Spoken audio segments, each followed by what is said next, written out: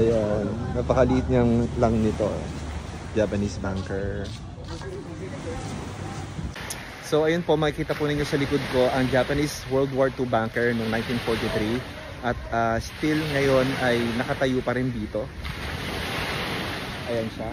At na-preserve pa rin ng mga community ang historical place na ito. Ganito po kakitin ang bunker na ito. Piruin mo, nakasya ang mga Hapon dito. Di natin alam kung ilan sila.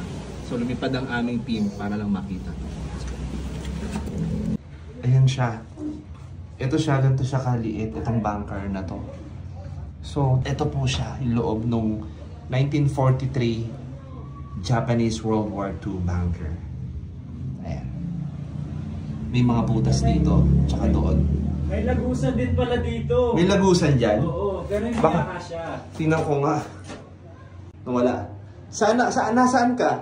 Dito sa gilid. Nandito siya. Ayan po, kasama natin si TJ. Kaya sa kabila. So may mga butas. Nakikita mo, dito siguro... Para makahinga ka. Makahinga. Bukod dito... Tagos-tagos lang yung hangin. Oo.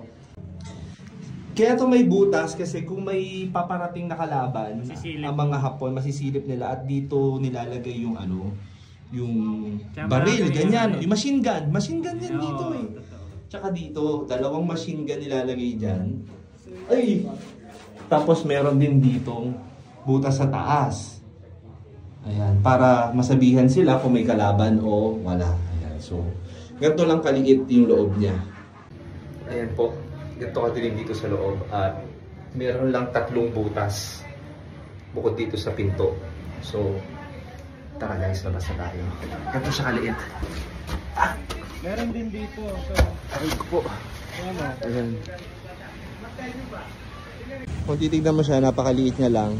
Pero siguro isa lang to o marami na rin nasira,